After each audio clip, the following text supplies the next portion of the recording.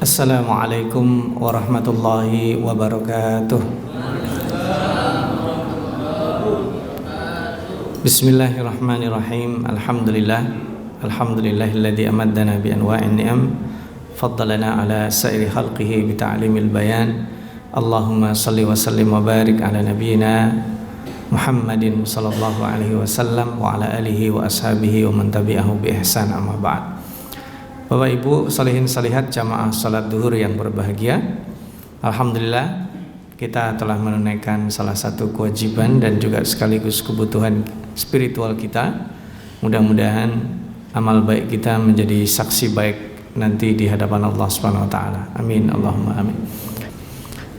Pertama kita akan membahas makna hijrah.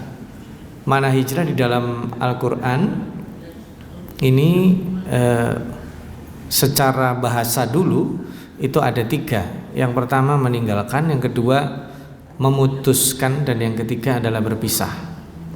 Jadi kalau orang berhijrah itu orang memutuskan, orang berpisah, dan orang meninggalkan. Tetapi yang menarik adalah frasa yang digunakan Al-Quran. Kalau dalam bahasa Arab, hajara itu meninggalkan, memutus, menghilang gitu ya. Dalam Al-Quran disebut wahjurhum hajron jamila, itu tinggalin.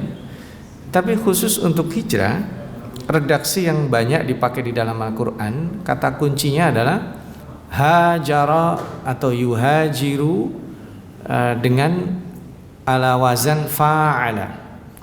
Fa'ala itu dalam bahasa Arab, wazan ini digunakan untuk makna ketersalingan.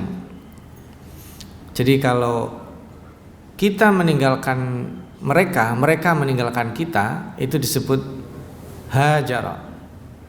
Jadi ada saling meninggalkan, saling berpisah. Tapi kalau ada satu orang yang ditinggalkan dan dia tidak merasa meninggalkan, itu harusnya tidak menggunakan kata ini.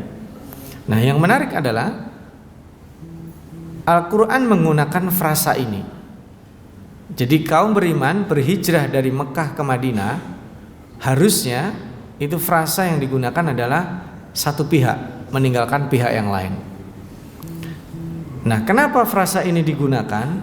Karena nanti pada faktanya orang Mekah itu tidak bisa move on.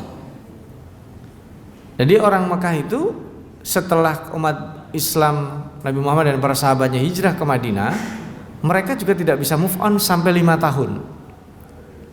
Jadi tahun pertama hijrah sampai tahun kelima hijrah itu dirongrong, bahkan sampai diserang. Dimulai dari perang besar Badar, nanti ada Uhud, dan berakhir dengan perang Ahzab. Jadi tetap gak move on.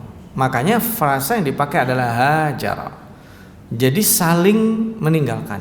Dengan perginya umat Islam, para sahabat dari Mekah ke Madinah, orang-orang kafir juga beristirahat, tidak lagi mengganggu, karena yang diganggu orangnya tidak ada.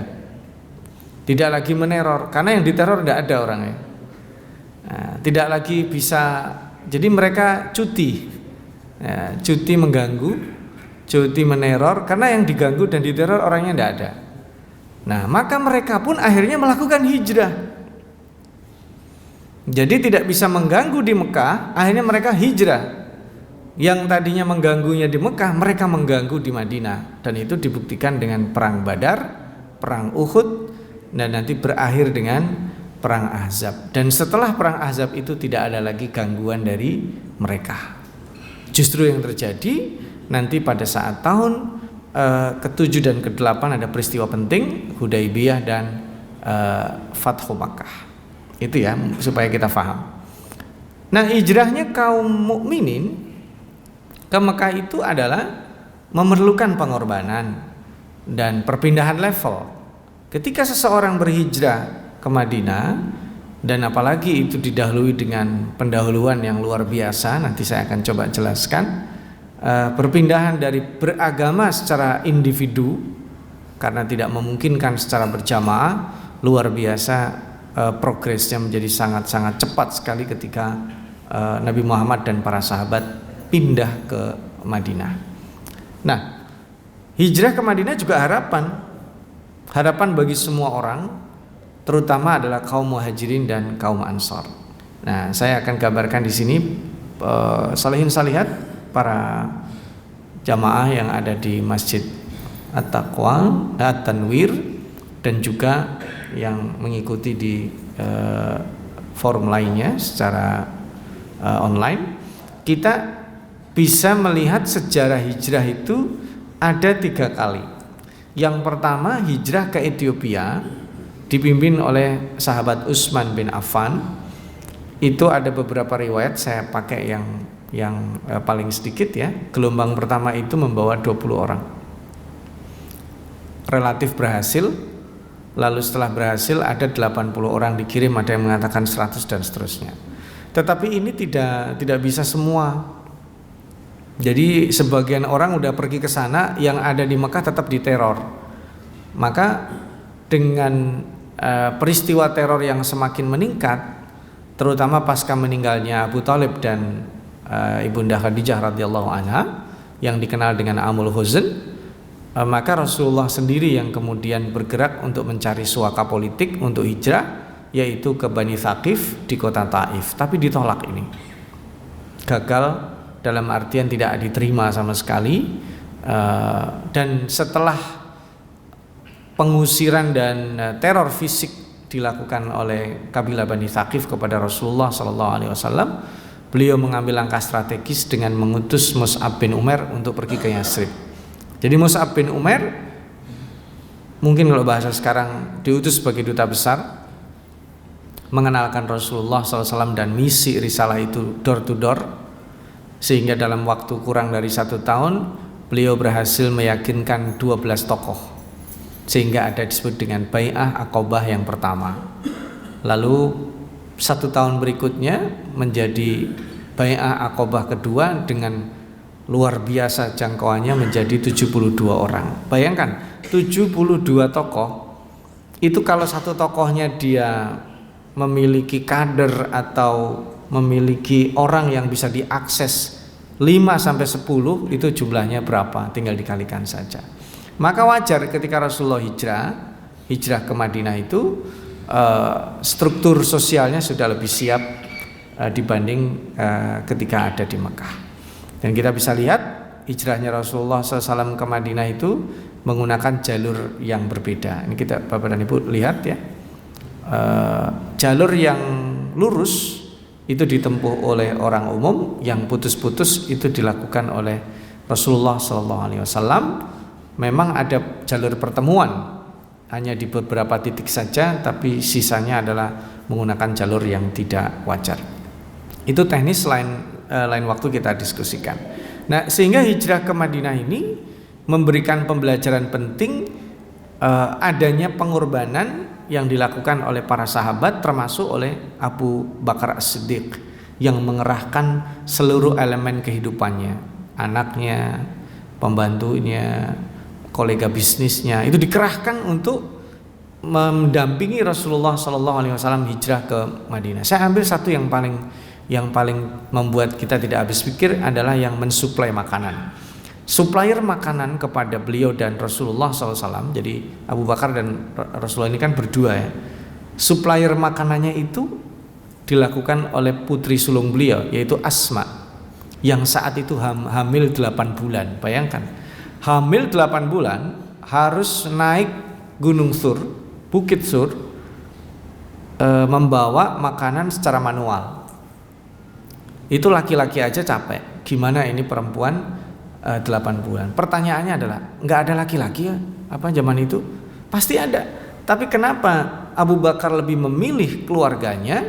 Karena selain mengerti medan, dia mengerahkan semua potensinya untuk mendukung hijrahnya Rasulullah SAW. Dan ini terkait dengan attitude dan sikap. Nah, ada orang-orang seperti Abu Bakar yang totalitas di dalam berjuang dalam berhijrah. Makanya beliau menjadi topnya, menjadi sahabat yang paling luar biasa kualitasnya. Nah, hijrah ke Madinah ini juga selain perpindahan fisik, dia ada totalitas di dalam banyak hal, termasuk nanti di dalam persahabatan dan persaudaraan yang kita bisa lihat. Begitu pindah ke Madinah, Madinah itu posisinya juga tidak lebih bagus saat itu, karena masyarakatnya masyarakat perkebunan dan pertanian. Kalau orang Mekah masyarakat pedagang yang berpindah-pindah tempat. Kemudian aktivitas perdagangan di kota Madinah pun dikuasai oleh orang Yahudi.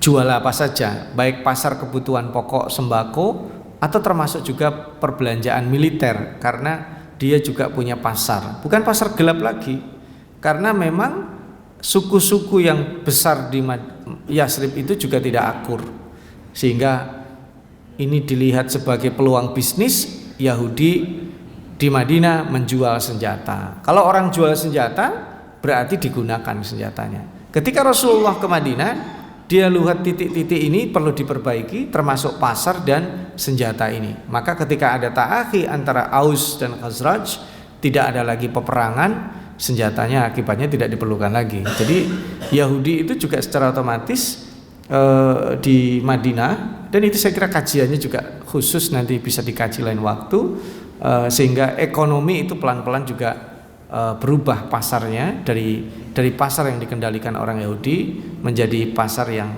dimiliki oleh umat Islam.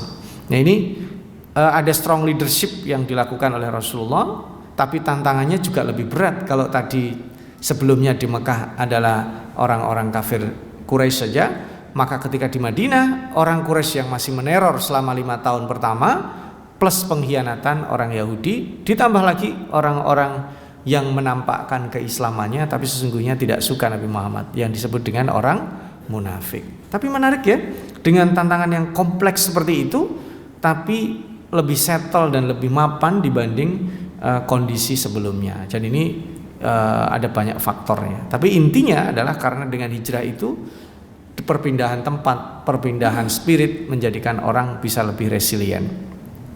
Nah, ini tadi sudah digambarkan. Nah, saya bicara beberapa ayat saja nanti karena keterbatasan waktu. Yang pertama, ada 2 ayat yang layak kita bandingkan ya. At-Taubah 20 dengan Al-Baqarah 218. Nah, saya bahas yang At-Taubah ayat 20 dulu. Allah Subhanahu wa taala berfirman di sini, a'udzubillahi minasyaitonirrajim, alladzina amanu wa hajaru wa jahadu fi sabilillahi bi amwalihim wa anfusihim a'dhamu darajatan indallah. Orang-orang yang beriman, berhijrah dan berjihad di jalan Allah dengan harta dan benda jiwa mereka adalah lebih tinggi derajatnya di sisi Allah dibanding yang tidak melakukan itu. Beriman, berhijrah dan berjihad. Nah, orang yang berhijrah itu dia pasti berjihad karena mengorbankan hartanya dan juga nyawanya. Karena hijrahnya tidak naik bis AC, tidak naik kereta luxury ya, yang sudah tersedia hari ini, tidak naik juga mobil pribadi atau helikopter atau jet. Naiknya apa? Nah, naiknya adalah unta atau kuda. Dan orang yang naik unta dan kuda itu tidak ada AC-nya, jadi tetap panas juga ujung-ujungnya. Jadi itu perlu perjuangan, dan tidak semua orang punya kendaraan, tidak semua orang punya perbekalan. Jadi tetap perlu jihad, itu luar biasa. Nah ini satu paket. Nah di ayat 218 firman Allah, innalladzina amanu walladzina hajaru wa jahadu fi sabilillah. Nah ini dia. Kalau tadi tidak ada alladzina itu disebut sekali. Ini mengatakan apa? Ada beberapa level orang beriman. Sesungguhnya orang-orang beriman dan orang-orang yang berhijrah dan berjihad di jalan Allah, mereka adalah mengharap rahmat Allah. Allah Maha Pengampun dan Penyayang. Subhanallah. Jadi ternyata ada orang-orang beriman tapi dia tidak sanggup berhijrah karena keterbatasan. Ada orang-orang beriman tapi mereka sanggup tapi nggak mau. Ada orang-orang beriman secara teori sanggup tapi prakteknya nggak bisa. Bahkan sekelas putri Rasulullah SAW, putri sulung beliau Zainab binti Muhammad SAW, itu kan suaminya tidak mau memeluk agama Islam, ya, sampai hijrah pun tetap di situ, sehingga dilematis, sehingga beliau tetap mengusahakan mendakwahi suaminya dan tidak berhijrah di awal-awal, tapi kemudian akhirnya turun surat Al-Mumtahanah dan beliau berhijrah lalu diceraikan karena tidak boleh menikah dengan lelaki musyrik, dan akhirnya suaminya pun akhirnya masuk Islam menjelang beberapa waktu menjelang Fathu Makkah. Nah, ini menggambarkan apa? Hijrah itu sebenarnya merupakan kewajiban di titik ini. Nah, lalu bagaimana kita ketika hijrah itu sudah secara fisik sudah terjadi? Nah, kita menggunakan hadis Rasulullah Shallallahu Alaihi Wasallam, la hijrata ba'dal fatah. Jadi hijrah fisik itu sebenarnya tidak ada. Dan ini kita menarik Bapak dan Ibu kaum muslimin dan muslimat, salihin salihat yang berbahagia. Setelah Fathu Makkah, Rasulullah Shallallahu Alaihi Wasallam mengatakan tidak ada hijrah. Tapi yang menarik, tidak ada pulang kampung juga. Sahabat muhajirin yang sudah pindah ke Madinah, mereka nggak balik ke Mekah. Rasulullah SAW sendiri juga tidak pulang kampung, jadi tetap berada di Madinah. Dan bahkan sebagian besar kuburan para sahabat ada di luar kota Mekah dan ada di luar kota Madinah. Kenapa? Karena mereka berhijrah lagi untuk berdakwah, yang itu sifatnya tidak seperti hanya 3 hijrah pertama yang dilakukan oleh Rasulullah SAW dan para sahabatnya. Ini kita bisa melihat bagaimana Allah memberikan stimulan dan menggambarkan kewajiban di surat An-Nisa ayat 100 ya. Wa may yuhajir fi sabilillah yajid fil ardi muraghaman katsiran was'a. Jadi orang yang mau hijrah dia akan mendapatkan rizki yang lebih banyak. Nah, dan nanti kita akan lihat makna hijrah itu relevan dengan situasi sekarang. Apakah umat Islam sekarang perlu hijrah? Kita lihat kondisinya nanti. Nah, orang-orang yang berhijrah adalah orang-orang yang akan diberikan rizki oleh Allah. Lahum maghfiratun wa rizqun karim. Orang-orang yang berhijrah akan diberikan 2 tempat baik. Ya, lanubawwi annahum fid dunya hasanah wala ajrul akhirati akbar. Laukanu ya'lamun. Ini saya cepat saja, nanti Bapak dan Ibu bisa kaji ya. Hijrah dan ini yang menarik. Di surat Al-Hasyr ayat 9 ini berbicara tentang muhajirin dan ansor yang dua-duanya itu salut sama orang lain. Jadi orang muhajirin salut dengan orang ansor karena kebaikannya, orang ansor salut dengan orang muhajirin dengan pengorbanannya. Bagaimana penjelasannya? Begini. Ketika orang-orang Ansor yang tadinya bertengkar sesama mereka, Aus dan Khazraj, itu melihat orang muhajirin datang ke Madinah, mereka itu angkat topi dan heran, kok bisa gitu meninggalkan kehidupan yang sudah mapan demi seorang Muhammad.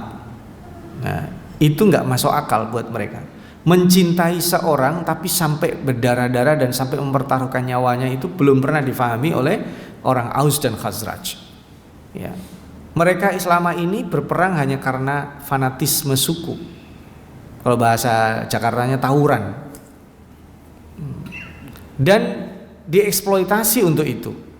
Supaya terjadi berkelanjutan yang jual senjatanya untung. Gitu. Ya, harus memelihara konflik. Kalau nggak ada konflik, yang jual senjata nganggur. Gitu. Jadi memelihara konflik itu tetap ada. Nah, orang muhajirin itu lebih salut lagi dengan orang ansor. Kenapa? Ada orang yang bukan saudara, bukan siapa-siapa, mau nerima mereka. Jadi ini menjadi kisah yang hari ini tidak terjadi. Ada orang menerima bukan siapa-siapa, dikasih rumah, dikasih harta, disiapkan apa saja. Yang kaya dipersaudarakan dengan yang kaya, bukan apa-apa supaya faham. Ya, Sa'ad bin Rabi menerima Abdurrahman bin Auf karena keinginan dan pola pikir orang kaya difahami orang kaya juga gitu. Yang menengah dengan yang menengah, mungkin ada juga orang kaya yang dia bersaudara dengan orang miskin. Tetapi ini menjadi fenomena yang luar biasa sehingga kisah antara muhajirin dan ansor ini menjadi kisah yang mungkin kalau kita ceritakan hari ini hanya tinggal dongeng saja. Karena hari ini kita kalau terlalu baik sama orang juga ditindas juga. Ya. Hari ini kita ada orang minta tolong, kita tolong, ternyata penipu. Kadang gitu juga kan. Nah, sehingga kita menjadi kapok untuk menolong orang. Atau sebaliknya, ada orang yang butuh pertolongan kita tapi dia diam-diam saja. Akhirnya sampai koma baru kita tahu, ya Allah, kita punya tetangga, punya orang dekat, kok bisa tidak tahu karena dia diam saja. Nah, itu juga terjadi hari ini. Nah, ini Hijrah ini menjadi kisah terkuaknya persaudaraan yang limitless ini ya. Tema kita di ujung bahasan ini, apa relevansi dari hijrah itu dengan resiliensi. Resiliensi itu ketahanan. Orang yang menghadapi ujian, apapun nama ujiannya, dia harus punya ketahanan.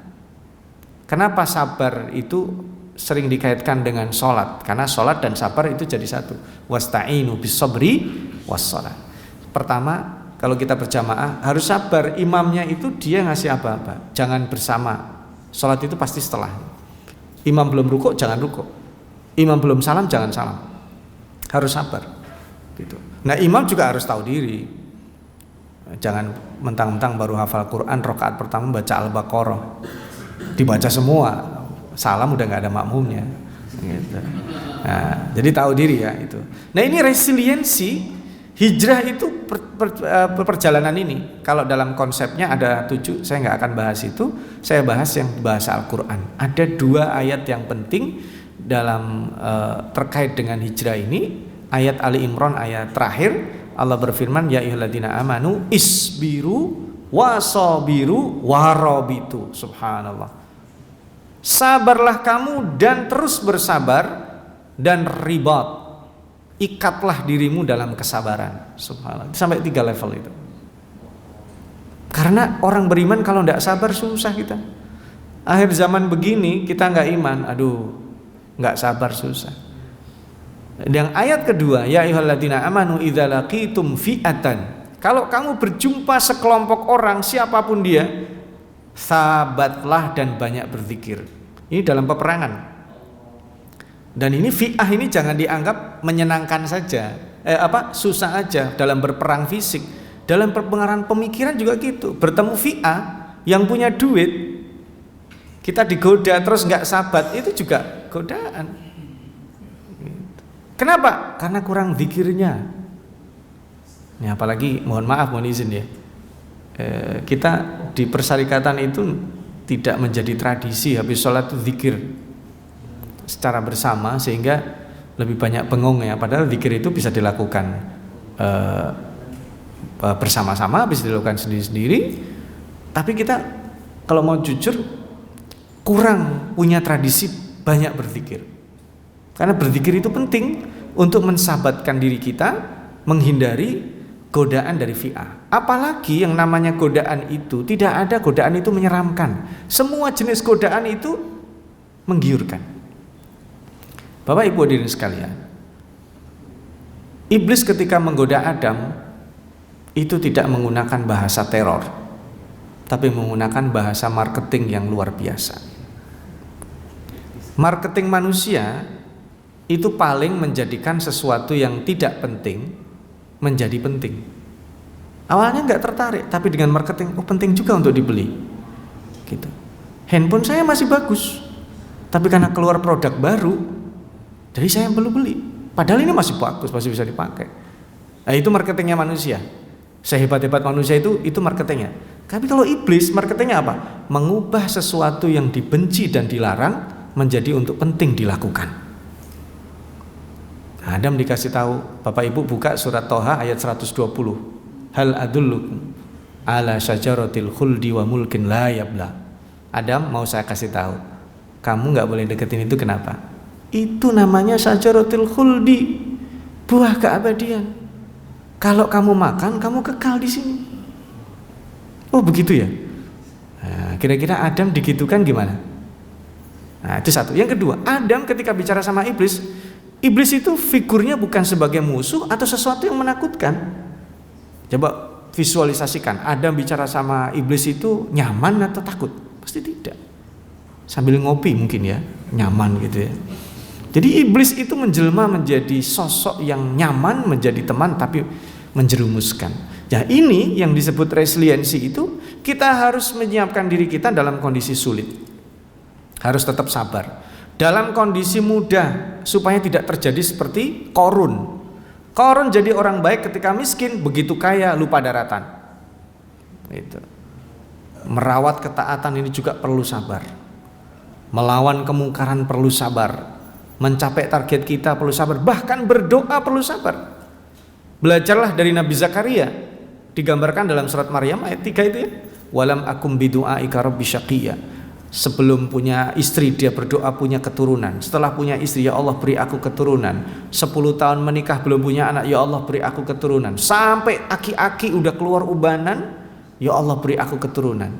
Sampai akhirnya dikabulkan Allah. Jujur kalau manusia selain Nabi Zakaria doanya pasti nggak begitu. Baru menikah pengen punya anak, 5 tahun belum menikah belum punya anak, doanya masih ada. 10 tahun belum punya anak, masih berdoa, ya Allah beri aku keturunan. 15 tahun tidak punya anak, mungkin doanya mulai berkurang. 20 tahun tidak punya anak, mungkin udah selesai. Kayaknya nggak mungkin saya punya anak. Tapi Nabi Zakaria melakukan itu. Nah kita sekarang, ya Allah saya pengen punya rumah ya Allah di Jakarta ya Allah. Aduh kayaknya nggak mungkin. Nah gitu sudah frustasi kita ya. 5 tahun juga belum punya rumah, masih doa begitu nggak kira-kira?